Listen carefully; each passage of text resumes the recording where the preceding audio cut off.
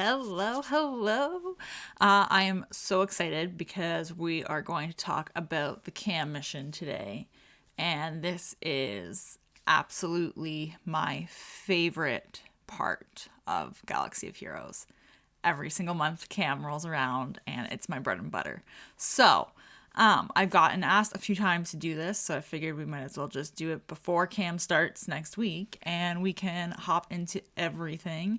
I just want to say, if you find this at all helpful, please let me know. If there was something I missed, please let me know. I'm pretty sure I'm going to cover it all, though. It's going to be lengthy. I'm going to put some timestamps below in the video description below, just to kind of help you out, but we're gonna go over everything KAM related. So the overview of the mission, we're gonna go over the modding, and then I'm gonna show you a couple of different runs that I've done, runs that I've coached.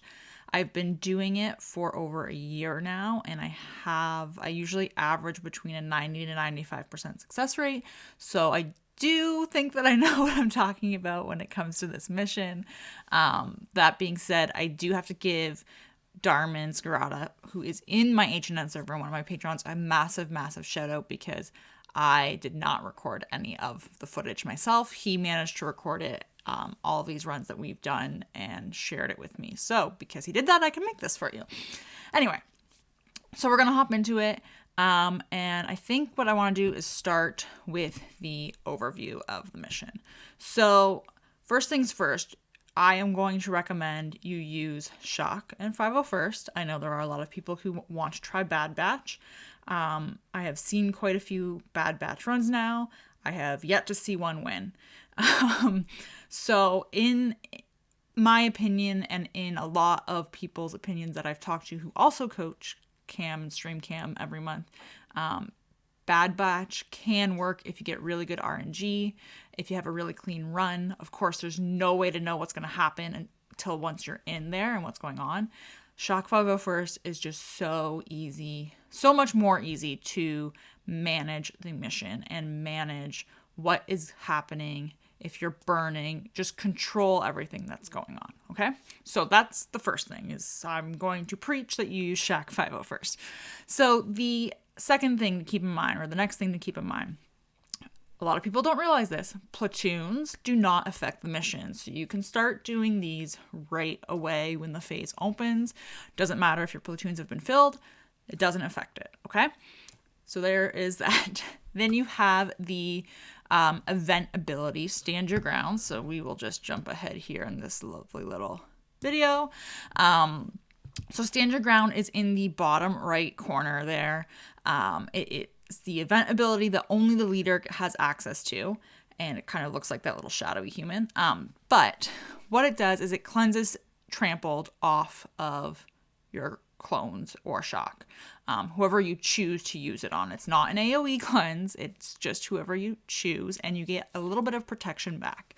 When you're trampled from the Reek, which is this lovely red debuff you see on everyone, including Jango. Kind of looks like a little rhino head. And when you are trampled, you cannot gain bonus turn meter, you can't take bonus turns, you have 50% less protection per stack of trampled. It can go up to 5 stacks. However, it's kind of a double-edged sword, because in order for you to damage Jango, you need to have more stacks of trampled than him. So you can see here that everybody, including Jango, only has 1 stack. And that's why Jango has damage immunity on him, because you need to have, in this exact scenario, 2 stacks in order to be able to hit Jango. So you want trampled, but you also don't want trampled. It's a little bit of a management game. And then obviously, because the Reek is the one who's putting trampled on everybody, the Reek can't damage Jango because he doesn't put trampled on himself.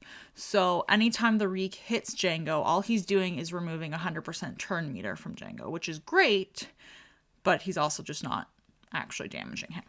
Okay. So those are the debuffs and how you're going to get rid of it using the event special. Again, only Shock can use it. Ideally, you're going to want to use it on herself, the next best person to use it on after her. In situations, you're going to want to use it on 5s if the sacrifice hasn't happened yet. Ideally, though, I absolutely love using it on Echo, because when Echo isn't trampled, he can assist when the clones do any basic attack. And Echo is one of your primary damage dealers, so him assisting is fantastic. A great thing with Echo assisting is, for example, if Rex in this scenario had 2 stacks of trampled and he did his basic attack on Jango because he could, and Echo assisted without trampled, Echo can also damage Jango in that case because the damage immunity is gone because it's technically Rex's turn. Anyway, so those are kind of who you want to use it on. You almost never want to use it on Rex because he is going to be, his sole job is to kill Jango. So your primary goal here, your kill order, if you will, is going to be to kill the B2s first, because the B2s are stripping any buffs that you're going to be gaining throughout the battle. The primary one being tenacity up. You want tenacity up because Jango can burn as many times as he wants in a row. His conflagration ability, his AoE burn, does not have a cooldown. And I have had runs happen where he's burned 5 times in a row. He's burned 6 times in a row. It is not fun. So if you can have tenacity up when he does that, you and your clones won't be burning. You won't be burning, so you want to be able to have that. But with the B2s there, they can strip that away, which makes it really annoying. So your first goal is to kill the B2s. Your second goal is to kill Jango before you kill the Reek. Ideally, you want almost all of the protection off of the Reek before you kill Jango. You always kill Jango before you kill the Reek. Do not deviate from this turn order. If you kill the Reek before you kill Jango, Jango loses damage immunity, and you can hit him. It doesn't matter if you've trampled or not. However, for every turn Jango takes, he's gaining offense that stacks, and he's gaining speed that stacks, and he goes absolutely insane and wrecks your team. It's nearly impossible to win if you kill the Reek first. Or, and I've seen this happen, if Jango happens to kill the Reek, because he can target the Reek. Same idea. He gains all of these buffs and goes absolutely nuts. So that is the basic kill order there. Again, don't deviate from it. Another thing to keep in mind is who you are going to be targeting. So we'll just let this play for you. Whoever you are targeting, Shock, Rex, and Fives are almost always going to kill, or going to target, Jango. Arc Trooper and Echo will alternate depending on whether or not they can damage Jango, but they'll be the ones that can target the Reek. The reason why you're going to want to do it that way is because Arc and Echo are your primary damage dealers. They do tons more damage, and every time you hit the Reek with an ability, you're doing damage to him. Obviously, he's taking damage, but he will gain speed and he will gain offense. And if you're not doing enough damage to him, it's not worthwhile to give him that speed and give him that offense gain if you're not able to actually make a dent into what he's got health-wise.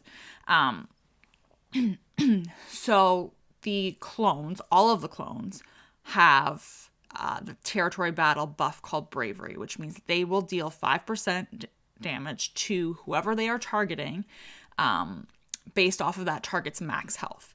So if you are targeting Jango, that's exactly what will happen. If you're targeting the Reek, that's exactly what will happen. And it is on any ability they use. So if Rex wants to form up, which isn't even an attack, right? He's just cleansing and everyone's getting tenacity up.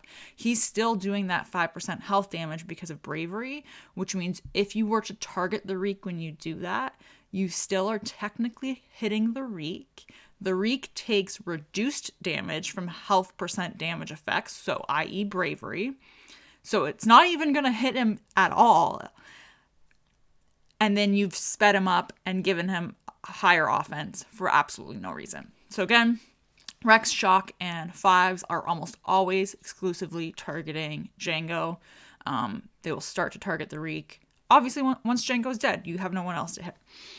Arc and Echo, because they do a lot more damage, you were going to want to target the Reek with them, unless they are your only clones who can damage Jango, which we can get into a little bit later on. Yeah, so that is that. And then I think we're good. We can probably just go into some modding, because we've got Stand Your Ground, you've got Trampled, all this fun stuff. We should be good to go. So let us go into modding. So there are a couple different ways you can mod, particularly Echo, but everyone else is going to be basically following this chart. Shock T, basically you want her fast and you want her healthy. She is your only healer on the squad. So she's going to be keeping everybody alive. You need her to stick around. So I shoot for a minimum of 315 speed, assuming you can get to 80,000 health as the minimum. Personally, I would even go to 90,000 health. If you can get her to 100,000 health, even better.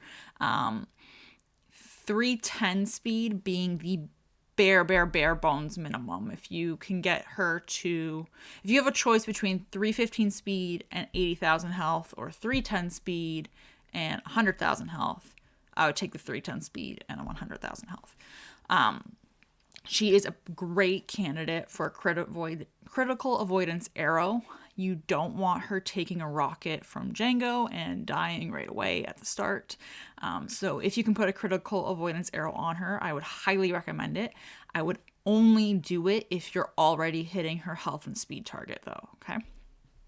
Rex, super easy. You want him to be fast, and you want him to die to trigger Fives' sacrifice. So you want to give his health pool a specific range.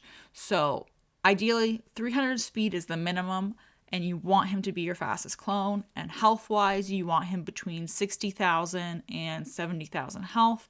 65 is like the sweet spot right in the middle there, so that he can hopefully die after the B2s are dead.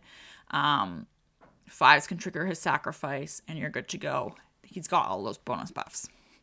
Fives, you want all of the health on Fives. I love Fives to have 95,000 health at the absolute minimum. If you can get him over 100,000 health, even better. His speed, anywhere between like 215 and 240. 240 is like excessive. He doesn't need a ton of speed on him. Really, you want the health. He is another really strong candidate for a critical avoidance arrow. You don't want him to get critically hit because you want that sacrifice to happen. It is extremely difficult to win if Fives dies without triggering the sacrifice. So again, if you can put a critical avoidance arrow on him, if you're already hitting those stats or well surpassing them, then I would. Arc Trooper, he is your primary damage dealer, so you want offense mods on him. You can do an offense set and health set, offense and crit chance, whatever really works.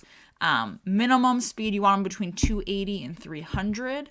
Again, you still want Rex to be faster, so if you can just keep him just shy of that.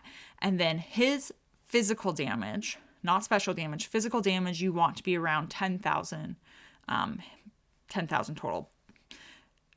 Again, offense, you want an offense primary on his triangle. You want offense primary on his cross. Echo, you can do either offense or crit damage on him. Either or would work. So you can do crit damage and crit chance, or offense and crit chance, or offense and health, anything like that. Minimum, you want 180 speed on him. Or you can run him a little bit faster. His physical damage, minimum, you want at 6,500, preferably closer to 7,000. Special damage, this is the actual really important one, because a lot of Echo's attacks are going to be special damage. You want as close to 10,000 or higher if possible.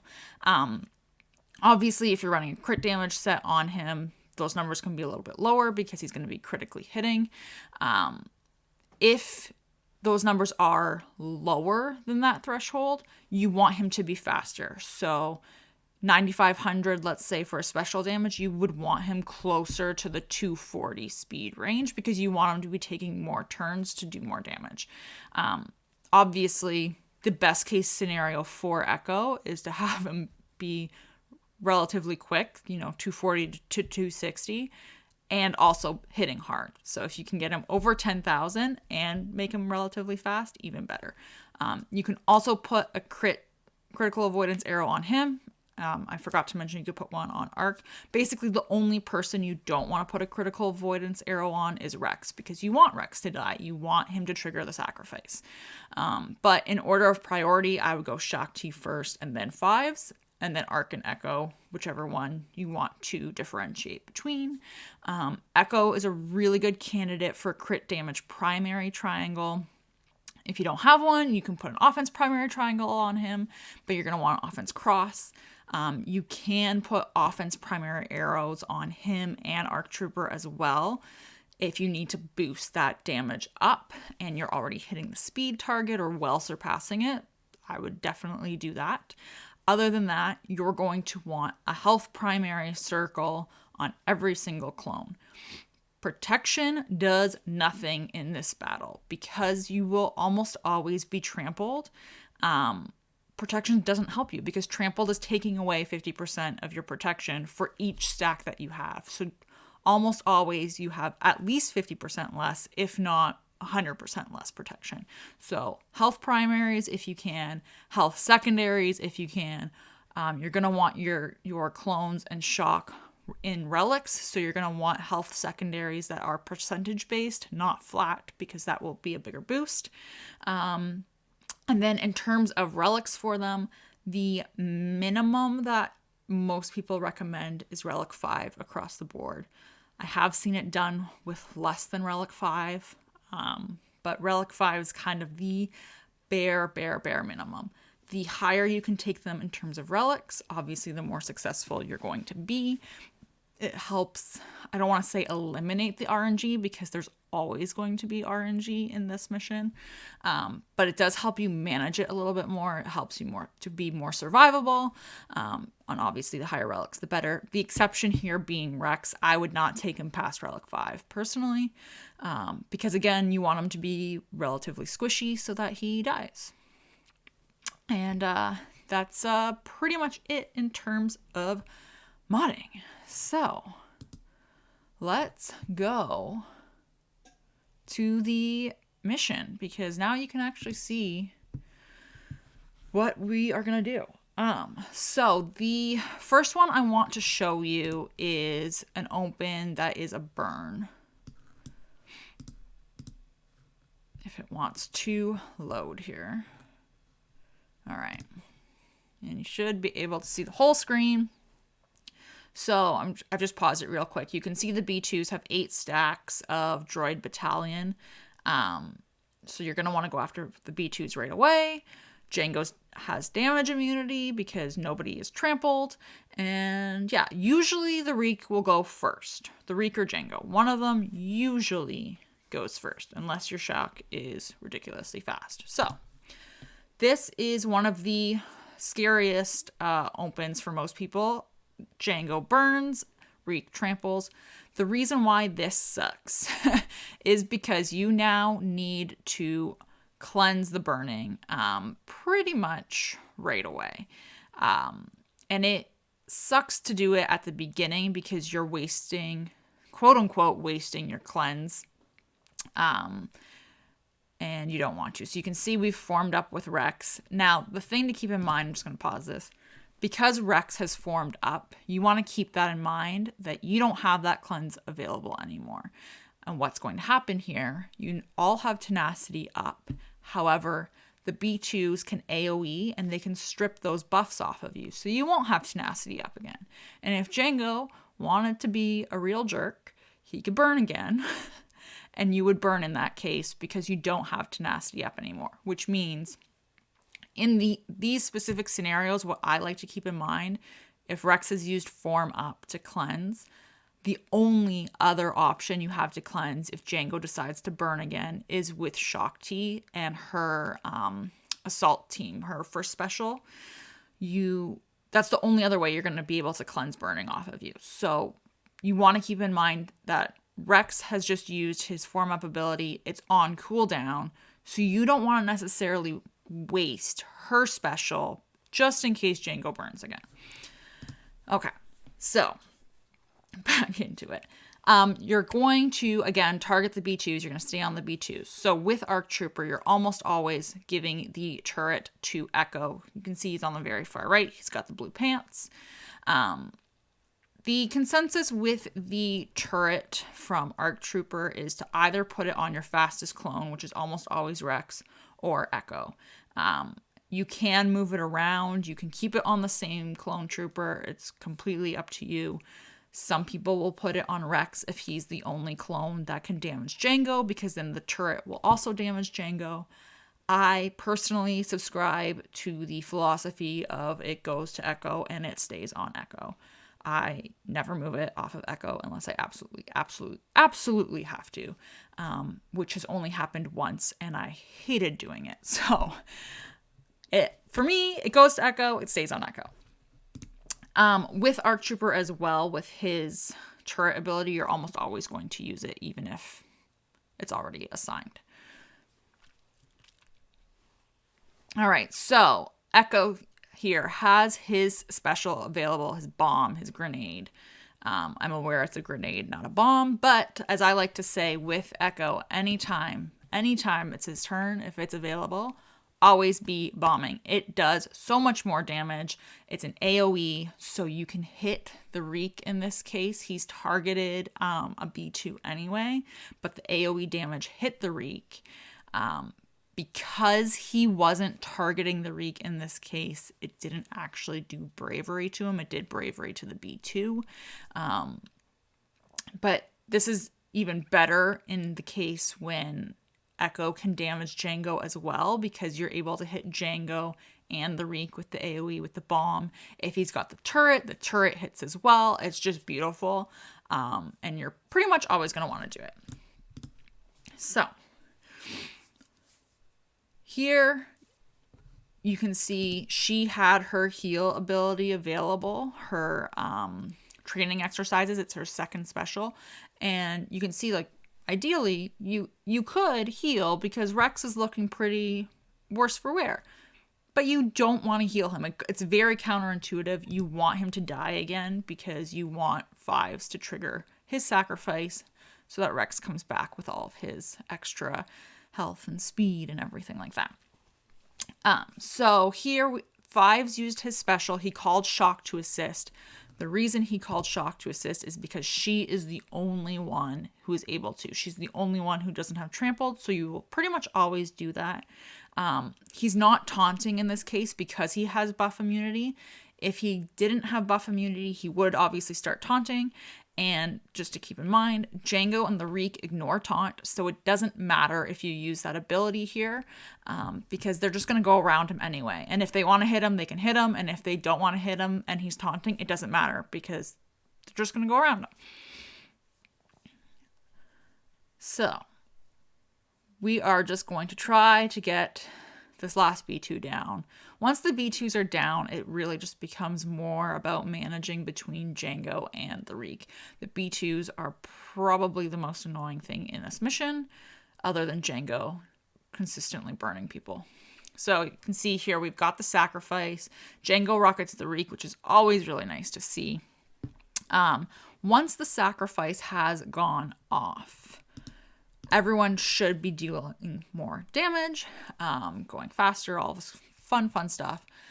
So you can start hitting the Reek.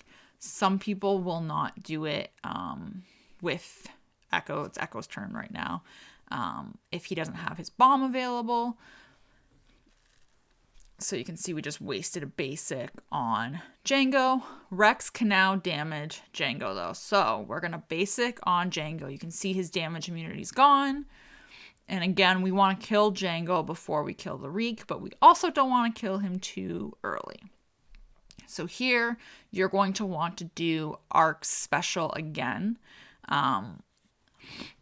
if you were hitting the Reek. If you're just wasting it, totally fine as well to do his basic. The reason why you would want to use his special is because it does do more damage, even if nobody else is assisting.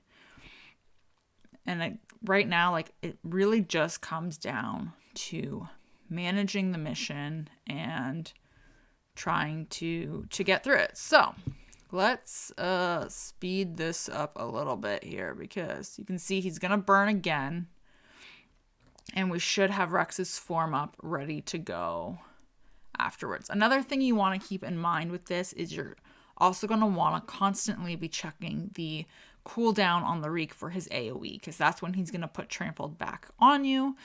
So you don't necessarily want to use Stand Your Ground to cleanse Trample if he's just going to put it back on you. There are situations where you will want to, if you absolutely are hanging on by a sliver of life and you just need a little bit of protection that Stand Your Ground can offer you. Yes, but otherwise I would not. You would want to save it. So again, we're just going after Jango because we need to kill Jango before we kill the Reek.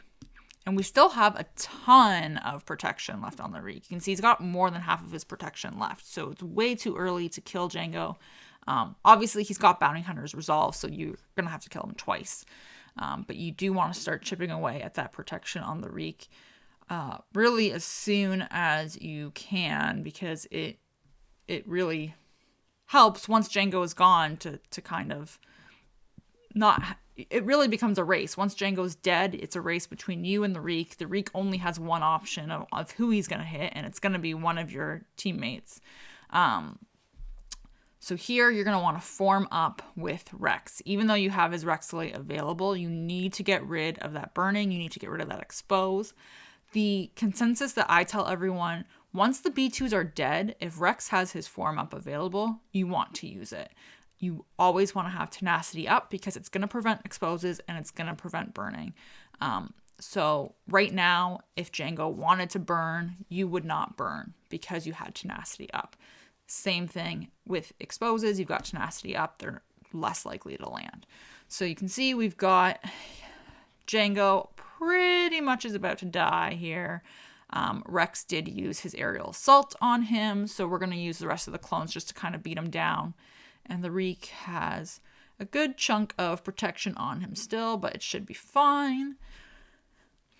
Shock obviously can't damage Jango because she does not have Trampled. So this is going to be a, quote unquote wasted turn. She's going to hit Jango anyway, even though she can't damage him. So let's just go through this again.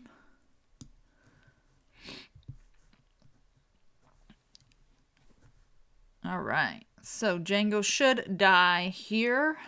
Perfect. And then now is where you are just racing against the Reek. So this is a pretty good spot to be in. You've got all four of your team members standing, other than Fives, who almost is never standing at this point. And now you're just going to whittle down the Reek. Ideally here, if he can hit Rex, you don't need to worry about it. Rex's job is done. His only job is to get rid of Jango with his Rexolate. He doesn't do a lot of damage to the Reek anyway, so it's kind of nice to have him around as a potential punching bag, but I never get upset when the Reek decides to hit him. You want to keep Echo around, and you want to keep Arc around as long as possible. So here, because Echo doesn't have Trampled, he can assist if we basic, but he also can gain bonus turn meter when we do form up. So he can take another turn and throw his bomb. And we'll just go quickly through here. You can see here, Rex has his aerial assault Rexolate ready to go. Because Echo can because he can assist because he's not trampled, that was why we basicked. It does more damage that way. His aerial assault barely tickles the Reek. So if you can do the basic and get Echo's assist, awesome. If Echo couldn't assist, then yes, definitely do aerial assault. But otherwise, like, I would not worry about it. So you can see the Reek is pretty much dead here. It's gonna end at any point, which is, this is a pretty decent run considering how many burns that we've gotten in it. And that's it. That is that. So that is the burn open. The next one I want to show you is what happens when the Reek decides not to AoE, so you don't get trampled on your clones. It is a very fun open, but it's also the strangest and most irritating, probably one of the most irritating other than the burn. So you can see here the Reek decided to hit Jango and nobody has trampled, which means everyone can gain bonus turn meter, everyone can assist, like everyone can attack out of turn. It's tons of fun. No one can damage Jango though because nobody has trampled. So in this case, I almost always open, whoops. You know, when we're streaming, we don't like to hear the game sounds. I almost always open with her assault team on herself to get rid of all of those buffs. And what will end up happening, which you will see here, is that all of the clones will assist because nobody is trampled. So again, same idea though. You still want to get rid of the B2s first. You're still going to do the exact same kill order. So you can see here, she's going to do it on herself. She's going to give herself speed up. And everyone is going to assist.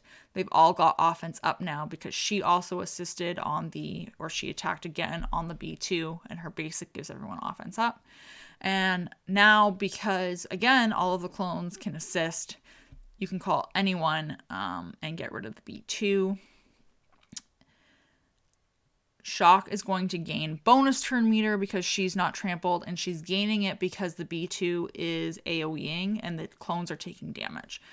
So that is why she gains all of this turn meter when she doesn't have trampled. And again, we're just going to get rid of this B2 at any point here, and then we will be good to go and start hopefully hitting Jango. But again, we don't have trampled. So it's a really fun open because you can get through the B2s pretty quickly, but it does get a little bit irritating because you have to really manage the mission in terms of getting trampled on your clones so that you can hit Jango, but also surviving. And you don't want to hit the Reek too much because you don't want to speed him up and give him offense up, or increase his offense percentage, I should say. So here you might be thinking, great, he AoE'd, we have trampled, except the AoE also puts trampled on Jango. So we still can't damage him. You actually need him to AoE and headbutt.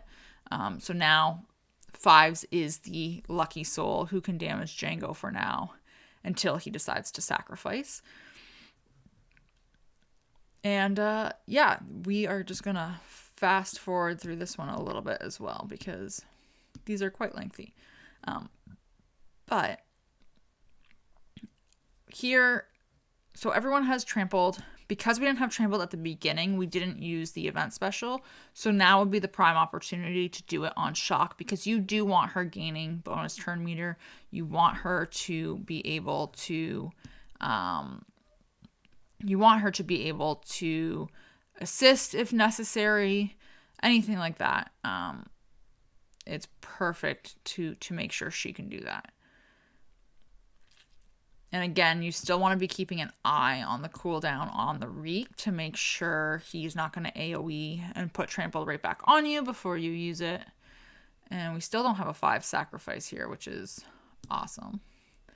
Sometimes can be a little bit irritating. But the Reek is doing pretty good, all things considered. And Shock is the only one who can damage Jango in this case. We did cleanse it off of 5. So you do generally want to cleanse Trampled off of 5s before the sacrifice is going to happen, just to make sure he transfers over his protection as well, which is why we did that. So again, you're going to want to waste these turns on Jango with Rex because you don't want to hit the Reek. And pretty much if Arc or Echo are hurting like that, so you could see Echo was kind of double over in yellow. If it's Arc or Echo, you almost always want to heal them. They are your primary damage dealers. So again, having them die early on is not good. You want to keep them around as much as you can. You can also strategically use Shock's Assault Team Special, her first special, her second ability. If you were to give that to Arc Trooper, he would go into stealth, which means Jango and the Reek can't target him other than an AoE. But it is a good way to manage both of them because you're able to hide Arc Trooper from being directly hit, but you could still have Shock T's heal available from training exercises if you needed to heal him later on, or if you needed to heal Echo on the next turn. So that is a good thing to keep in mind. Okay, so we've got the sacrifice off, which is great, and we can hopefully kill Jango here. The Reek is pretty much clear of all of his protection, so it's in a really good spot to kill Jango, and we're not doing it too early. Again, because Rex used his aerial assault, whatever it's called, his special, on Jango, you're going to want to use the clones to kill Jango now because you don't have that aerial assault available just to kind of take him out in one shot. So you're going to be targeting down Jango, and now, again, it's just a race at the very end with the Reek. And we're in a decent spot, save for Arc Trooper. Him being in the red there is really scary. The thing as well with Arc Trooper to keep in mind, if he dies, so if he were to die, the turret stays with the clone that it's on. So in this case, you would want to make sure it's on Echo, just in case Arc Trooper dies, because at least the turret, and there goes Arc Trooper, at least the turret stays with Echo, and Echo can still get the assists off with the turret, that is. If it was on Rex, it would be drastically less effective. So you definitely want it to be on Echo. Shock dying there is not the ideal scenario. You kind of wish that he would have hit Rex, and we're going to see that happen here where he is going to be mildly nicer to us, and Echo will be the one that's obviously going to save the day and kill the Reek. Spoiler alert, we do win this one. I am a little bit aggressive in my runs, a little bit more aggressive than most people. So they tend to come down to the wire, but they seem to work. And this should be coming down to it. Perfect. So that is what happens when nobody gets hit with Trampled at the start. The next one I want to show you is another open that Jango likes to do. He can throw his rocket right away, which is great, and everybody loves it. Nobody loves it. The thing with Jango's rocket is he's going to deal damage to you. He's also going to deal, so you can see right there that Rex took the rocket, and he has healing immunity. So he deals damage to whoever he targets, and he also deals blast damage to another random target. The dangerous thing here with Rex having healing immunity is if, let's say, the Reek wanted to headbutt Rex and he died, you're thinking, great, he's going to get the sacrifice from 5s, except he's got healing immunity when he dies, which means 5s won't actually transfer any of his health over to him. And it is a little bit of a pain in the butt. So you almost always, if you can cleanse it off of him, it would be phenomenal.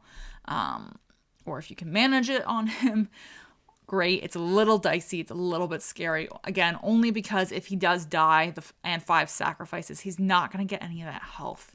And if I remember correctly, you can correct me if I'm wrong, but he does come back with healing immunity anyway still. And it's just not fun. So you can see, because she's using her middle ability, her first special on herself, Assault Team, she's going to cleanse all of those debuffs.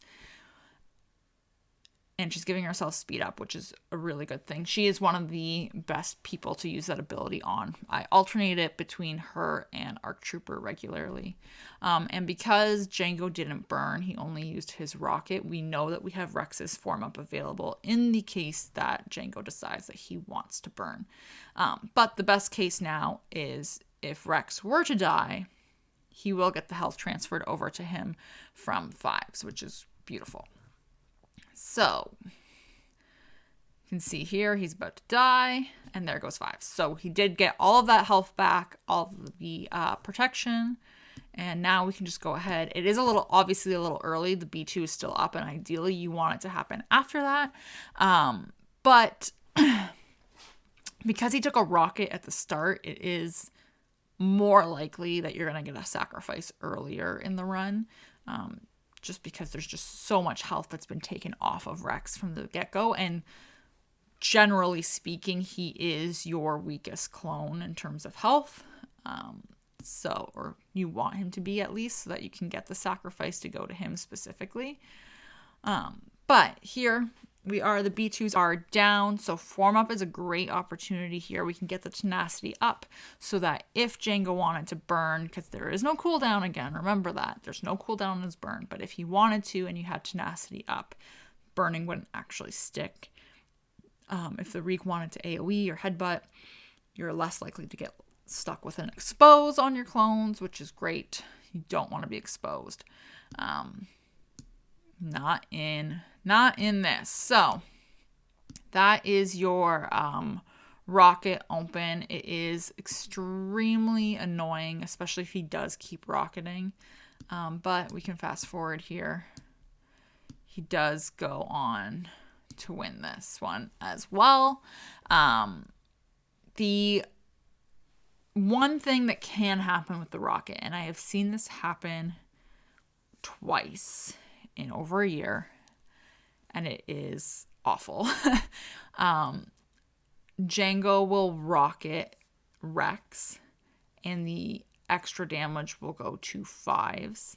And if 5s was kind of in a precarious situation, you were kind of hoping to heal him or anything like that, what will end up happening is 5s will die, Rex will also die, and either you won't get the sacrifice and they're both dead, or Rex just dies or 5s just dies, I mean to say, from the bonus damage, and Rex is hanging out, or whoever has been targeted is hanging out all week. So you would not have gotten a sacrifice. In both of those cases, if Rex and 5s died at the same time from the rocket, you still don't get the sacrifice, and it makes the mission very annoying and a lot harder to kill without or a lot harder to win without the sacrifice from 5s. So again, the only person that can damage Jango is Rex here. Echo can as well. He's got the 3 stacks. But we're just at this point trying to manage what's going on. Again, you don't want to hit the Reek if you don't have to. You don't want to be speeding him up and making him angry. And one of the really good things here about having Jango alive is, and in this scenario specifically, you're kind of in a decent spot. Everyone's pretty healthy. Jango is basically just another target for the Reek. And if he can hit Jango instead of your guys, it makes it a little nicer on you. You're able to get around to managing it, unless of course you need him to hit you because you need to get trampled or anything like that. So here we should be forming up because 3 of our guys are burning, and again, once those B2s are down, if you can form up, you always want to form up. You always want to throw the bomb when you can throw the bomb. And again, because the turret is with Echo, you're going to want to make sure when you throw the bomb. The turret's assisting. So I personally like to target the Reek with it, so you can get the turret to hit the Reek as well. And you can see Jango is dead. This is a very early kill in terms of Jango dying. I personally would have wanted to get more protection off of the Reek before letting Jango die there. It obviously can be done because, spoiler alert, this is another win.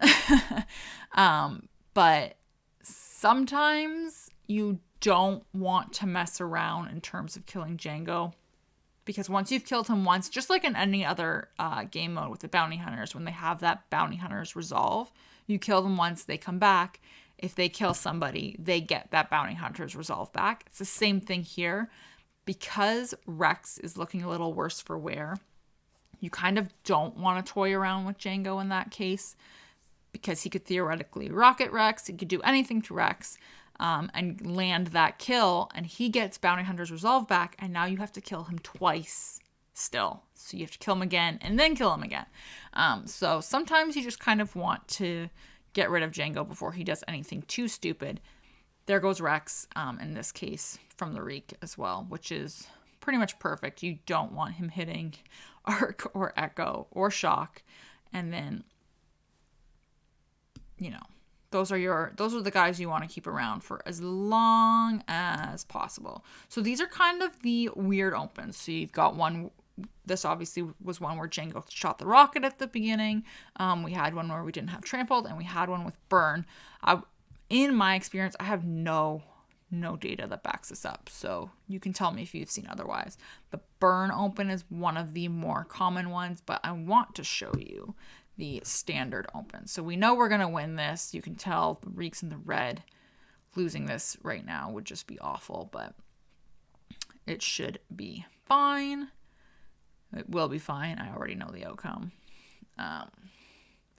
So what I do want to show you is the standard open that happens. This is probably the most common one to see. So here you're going to see everyone's out on the field, and Jango will basic and the Reek will AoE. Jango will either basic you or he's going to basic the Reek. Doesn't really matter. But everyone has trampled. So this is the most common open. So you are not going to form up here. You see it, you want to push it, you're not going to push it. And you might be thinking you want to get rid of the buff immunity so you can gain tenacity up and all that. But again, the B2s are up. They're going to AoE. They're going to strip it off of you, and then Jango will burn and you will have to use either shock to cleanse it, and you won't get tenacity up on everyone. So again, you want to save it for now. The first move you're going to do with shock in this typical open is stand your ground on yourself. It is always, always, always, always, always in this open going to be stand your ground on herself. You need her gaining turn meter. You need her to be able to give herself speed up. You need her to be able to take those turns to keep your clones alive. So stand your ground on Shock T is always, always, always going to be your first move in this particular scenario. And almost anyone, whenever she's got trampled, stand your ground on herself. So again, I like to throw the bomb, especially with the B2s being up. You're going to do AoE, so you're going to take stacks off of both of them. He did have the turret, so the turret also assisted and took an extra stack. And you can see we were targeting the top one, and now we've gone back to the bottom one. I've just paused it real quick. That being, this might be a little small for you, so I apologize. The bottom B2 only had 3 stacks of Droid Battalion. So when Echo threw his grenade, the AoE knocked it down to 2. Because it's Fives' turn and Shock does not have trampled, he can call Shock to assist, which means you can take those 2 stacks off the bottom droid in 1 turn. So it's just being like a little bit micromanagement-y in terms of maximizing your moves. So you're jumping around between the B2s only in that scenario because you want to maximize your moves to get the B2s down as soon as possible. Also, you just don't want them stripping off your buffs or anything like that. They're super annoying. So we're going to get rid of this B2 here, and we should be good to go once he's down. Again, you don't want to form up with the B2 being there. You just want to get rid of him as soon as possible. He's got 3 stacks left. So this would be a good time to basic if you wanted to. You could heal Arc Trooper there on the left. He's in the yellow, so I would definitely consider doing that. And because the droid has Droid Battalion and Shock has Bravery from the Territory Battle buff, she will assist or do an extra hit on the droid. So everyone is gone here. So we're just down to Jango and the Reek again. There's the burn. Everyone's burning, and there's the sacrifice. So again, now is the time to form up. You can get rid of all the burning. You can get rid of the exposes, but the B2s are gone, so you don't have to worry about that tenacity getting stripped if Jango decided to burn again. Okay, so you can see here, Shock, again, you're always targeting Jango with her, even though she's not going to actually do anything here. She's not going to attack. We're just cleansing that trampled off of her. You don't want her doing that bravery bonus damage to the Reek because it does barely anything. I believe it's literally 50 damage points that they end up doing to them or to the Reek, and it's just not worth it in terms of speeding him up again and giving him extra offense damage. You might as well just target Jango. So here you cannot damage Jango. Jango has damage immunity because of the stacks trampled, so you're going to want to target the Reek. You need to get some of this protection off of him. You don't want it to come down to just you and the Reek, and you have to chew through so much protection, because at that point, every time you hit him, you're speeding him up. You're going to cause him to hit harder, so he's going to be taking more turns. He's going to be doing more damage to your team, and you need to chew through all of that protection. So the more you can chew through now, the better, while he has another target, Jango, available for you to kind of, take some of the heat off your guys here. So, and then with Rex, again, you're going back to Jango. You can damage Jango, so you want to keep hitting him. You want to get rid of him. Again, you're going to want to go back to the Reek in this case because you can damage him. You want to chew through some of that protection.